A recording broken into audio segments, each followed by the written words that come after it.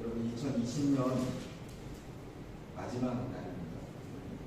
지난 한 해 동안 수고 많이 하셨습니다. 사실은 오늘 이제 인사들도 많이 하고 또 인사들도 많이 받고 이랬을 텐데 저도 인사를 많이 이렇게 나누는 중에 많은 내용들이 그런 내용들이 수고하셨습니다.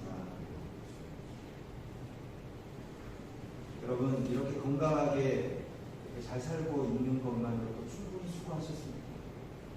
지난 1년간은 코로나로 인해서 너무나도 많은 일들이 우리에게 있었죠. 많은 어려움들이 있었고 또 많은 슬픔들도 있었습니다.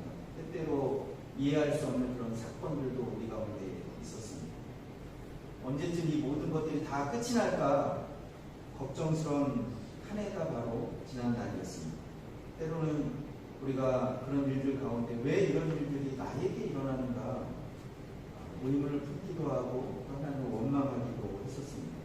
그러나 성경은 분명히 우리에게 말씀합니다. 이사야 55장 7절에서 9절 말씀에 이렇게 우리에게 권면합니다. 악인은 그 길을 불의한 자는 그 생각을 버리고 여호와께로 돌아오라. 그리하면 그가 긍휼히 여기시리라. 우리 하나님께로 돌아오라. 그가 너그럽게 용서하시리라. 이는 내 생각이 너희의 생각과 다르며 내 길은 너희의 길과 다름이니라. 여호와의 말씀이니라. 이는 하늘이 땅보다 높음 같이 내 길은 너희의 길보다 높으며 내 생각은 너희의 생각보다 높음이니라. 성경 분명히 우리에게 이야기합니다. 하나님의 생각이 있고 또 우리의 생각이 있다 이렇게 말씀합니다. 하나님의 길이 있고 또 우리의 길이 있습니다. 그리고 분명히 우리에게 말씀하고 있는 것은 하늘이 땅보다 높음같이 내 길은 너희 길보다 높으며 내 생각은 너희 생각보다 높음이니라. 할렐루야. 네. 분명히 지난날 우리를 향하신 하나님의 뜻과 계획이 있으셨습니다. 사실 오늘 본문 빌립보서 2장 말씀은 기독교 신앙의 신비라고 하는 부분에 대한 말씀입니다. 신비라는 말은 참 어려운 말입니다. 이 세상이 이해할 수 없는 것입니다. 그러나 믿음의 눈으로 볼 때 우리가 이해할 수 있습니다. 이것이 바로 신비이죠. 기독교에서 이야기하는 진리는 크게 두 가지 진리가 있다 이렇게 얘기합니다. 첫 번째는 자연의 진리입니다. 순리의 진리 이렇게 이야기합니다.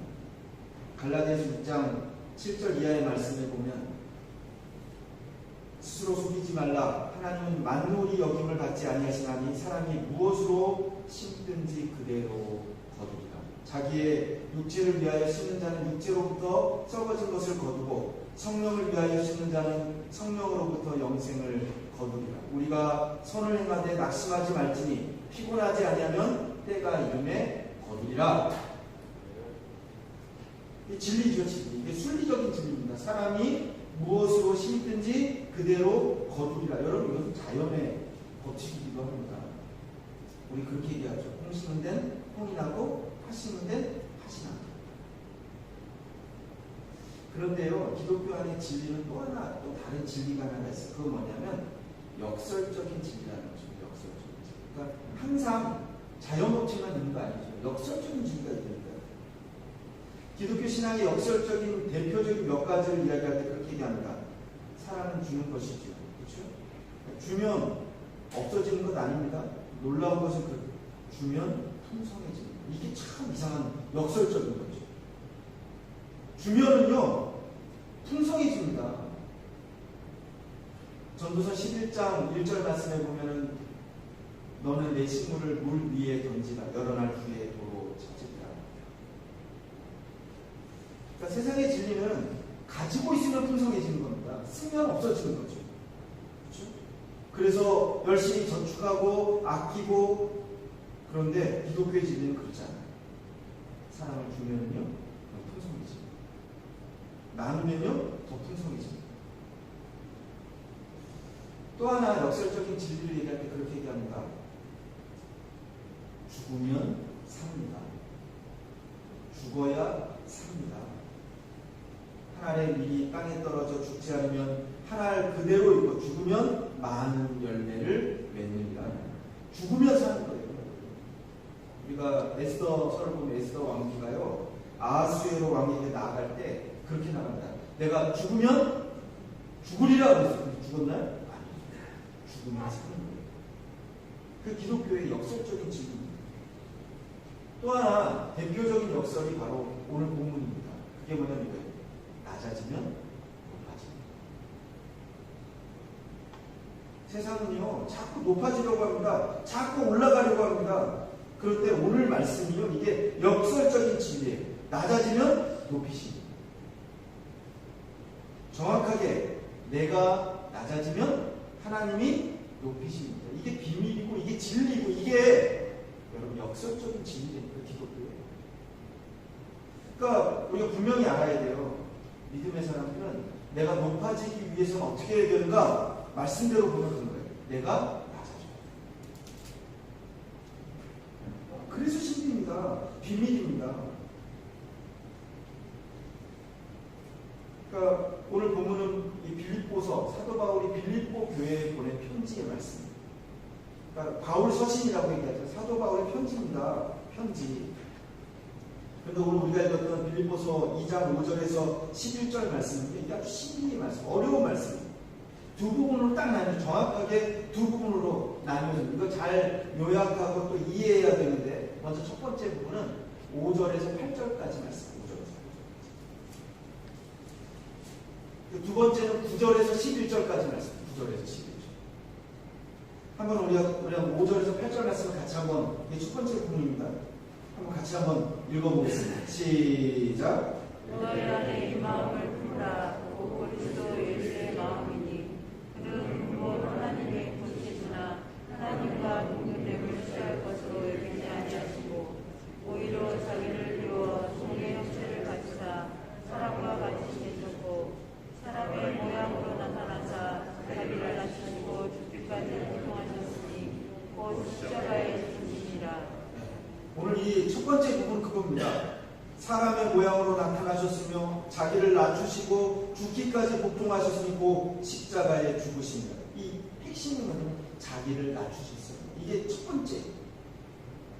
9절에서 11절 말씀을 보면 9절 우리가 보면 이름으로 하나님이 그를 지극히 높여 모든 이름 위에 뛰어난 이름을 주사. 그러니까 9절에서 11절은요 그 주제가 그거예요. 하나님이 지극히 높여주셨어요. 그러니까 예수 그리스도께서 자신을 낮추셨습니다. 그랬더니 하나님이 높여주셨어요. 주님이 스스로 낮추셨더니 하나님이 지극히 높으셨다. 그래서 모든 이름 위에 뛰어난 이름을 주셨다. 모든 무릎을 꿇게 할 것이고 주라고 시인하게 될 것이다. 여러분 이것이 기독교의 진리고 이것이 비밀입니다. 이것이 신비입니다. 그래서요 사실 오늘 말씀을 우리가 보면서 알아야 되는 건 뭐냐면 우리는 낮아질 수 있어요. 낮아져야 됩니다. 낮아짐이라는 말은 우리가 다른 말로 그렇게 얘기합니다. 겸손. 오늘 보면 신학적으로 참 어려운 말입니다. 스스로 낮아졌어요. 이걸 뭐라 해요? 비하고 비하. 그랬더니 하나님이 높이셨어요. 승비. 오늘 그래서 우리가 읽었던 빌립보서 2장 5절부터 11절을 얘기하면 딱 네 글자로 비하와 승비 그렇게 돼요. 스스로 낮추셨더니 하나님이 높이셨다. 이게 바로 예수 그리스도의 삶을 요약한 것입니다. 성경에는 이 역설적인 진리가 많이 기록이 되어 있어요. 대표적으로 베드로 사도가 베드로전서 5장 6절에 이렇게 말씀합니다. 그러므로 하나님의 능하신 손 아래서 겸손하라. 때가 되면 너희를 높이시라. 할렐루야. 여러분 낮아지면 높이신다는 겁니다. 예수님의 모습이고 마지막 시대를 살아가는 예수 그리스도를 닮아가는 우리의 모습이 되어야 합니다.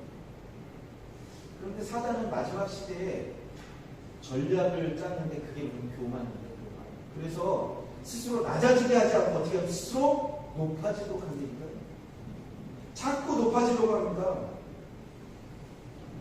죄송하지만 저부터 그런 거예요. 목회자들부터 작년 한 해 제가 들었던 이야기 중에 한국에서 어떤 목사님이 전화를 했어요.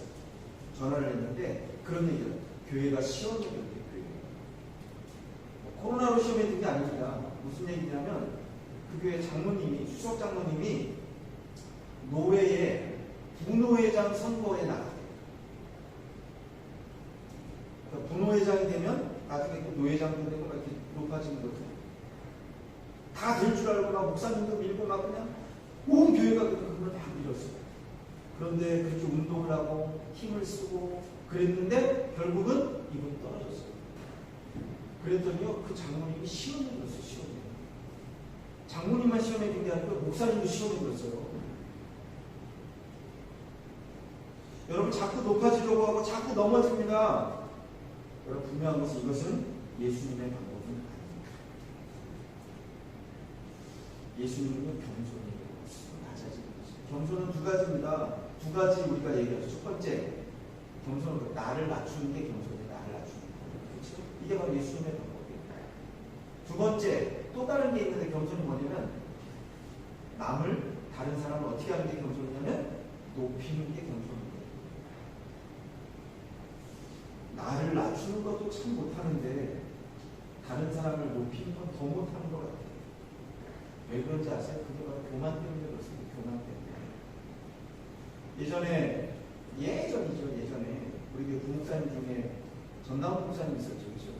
그분 사모님이 전세봉 사모님이라는 분이 있었는데 지금 제가 그때 일을 기억해요. 처음 교회에 와서 얼마 안 됐는데 사모님 저한테 막 질문을 되게 많이 했어요. 대부분 부목사님 사모님들은 저한테 잘 얘기를 안 하고 제 굳이 안 오는데 그 사모님한테 저랑 되게 막 가깝게 와서 막 얘기도 하고 질문도 하고 했는데 질문하는데 그런 질문을 한 적이 있었어요. 저한테 그거예요. 목사님, 제가 보니까 누가 집사님인지 누가 권사님인지 모르겠어요. 실수할까 봐서 제가 걱정이 돼요.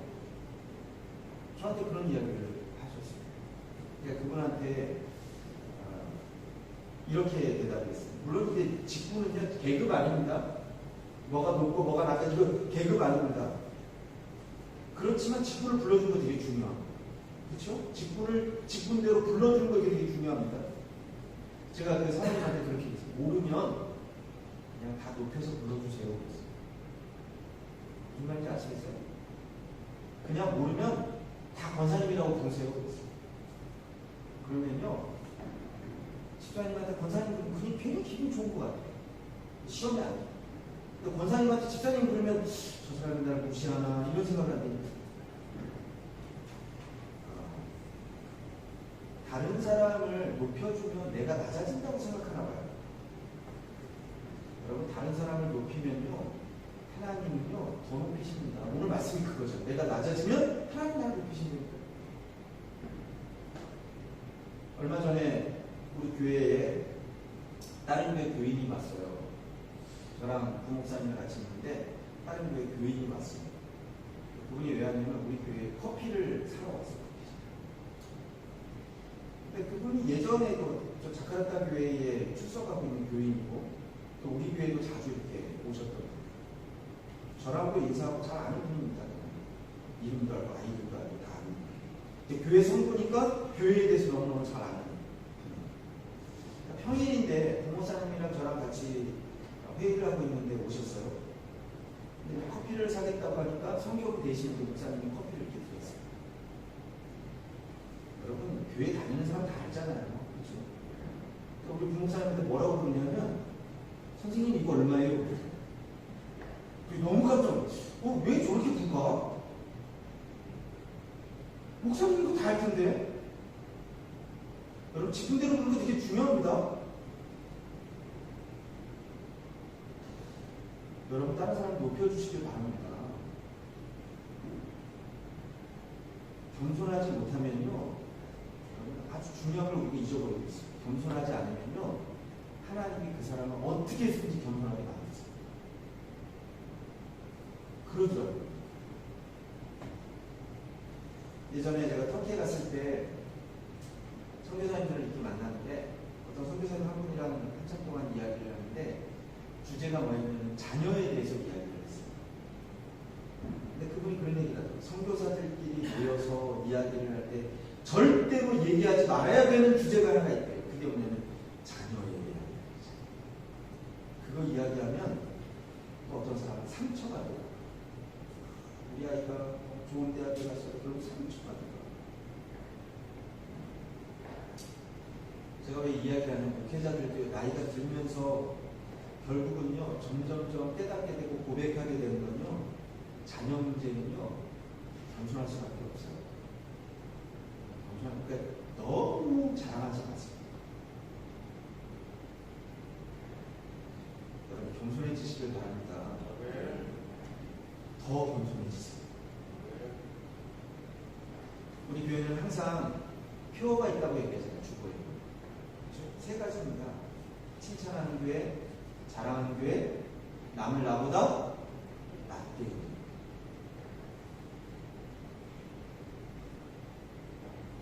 예수님의 겸손의 방법입니다. 7절 말씀에 보면 이렇게 나와요. 오히려 자기를 비워 종의 형체를 가지사 사람들과 같이 있으셨고, 6절도 보면 그는 근본 하나님의 본체시나 하나님과 동등됨을 취할 것으로 여기지 아니하시고 자기를 비워, empty 다 비우셨, 신성을 다 비우셨다는 겁니다. 그래서요, 여기 신학적인 문제, 그래서 완전한 인간이 되셨어요.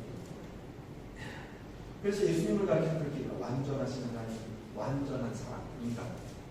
여러분, 완전하신 하나님이시고 완전한 사람이기 때문에 여러분, 예수님만이 중보자가 되실 수 있습니다. 신학적으로 그렇게 얘기합니다. 예수님은 하나님의 본질은 포기하지 않으셨지만 하나님의 특권을 포기하셨습니다. 이렇게 설명합니다. 워렌 리얼스라고 하는 명성가가 지도자에 대해서 설명을 하면서 그런 얘기를 합니다. 지도자가 많이 있죠. 그렇죠? 많이 있는데 지도자를 이렇게 보면 어떤 지도자가 좋은가? 자기 책임을 다 하는 사람, 자기가 해야 될 일, 자기 책임을 다 하는 사람은 그 사람은 좋은 지도자, 좋은 지도자. 그런데 탁월한 지도자는 자기의 특권을 포기하는 사람이 탁월한 지도자다. 사도 바울 고린도전서 9장에 보면 사도 바울이 그런 고백을 합니다. 우리가 먹고 마실 권리가 없겠느냐? 우리가 다른 사도들과 주의 형제들과 게바와 같이 믿음의 자매된 아내를 데리고 다닐 권리가 없겠느냐? 어찌 나와 바나바만 일하지 아니할 권리가 없겠느냐? 누가 자기 비용으로 군복무를 하겠느냐? 누가 포도를 심고 그 열매를 먹지 않겠느냐? 누가 양떼를 기르고 그 양떼의 젖을 먹지 않겠느냐? 내가 사람의 예대로 이것을 말하느냐? 율법도 이것을 말하지 아니하느냐? 모세의 율법에 곡식을 밟아 떠는 소에게 망을 씌우지 말라 기록하였으니 하나님께서 어찌 소들을 위하여 염려하시느냐? 오로지 우리를 위하여 말씀하시니 아니냐? 과연 우리를 위하여 기록된 것이니 밭가는 자는 소망을 가지고 갈며 곡식 떠는 자는 함께 얻을 소망을 가지고 떠는 것이라. 우리가 너희에게 실령한 것을 뿌렸은즉 너희의 육적인 것을 거두기로 과다하겠느냐? 다른 이들도 너희에게 이런 권리를 가졌거든 하물며 우리일까 보나. 그러나 우리가 이 권리를 쓰지 아니하고 범사에 참는 것은 그리스도의 복음에 아무 장애가 없게 하려 함이로다. 사도 바울은요, 권리가 있다니까. 그런데 다 포기합니다. 결혼도 포기하고 권리가 있어요. 그런데도 불구하고 상해도 안 받았어. 사도 바울. 우리가 아는 것은 텐트 메이커. 여러분, 장막 짓는 사람이잖아요. 텐트 만드는 사람.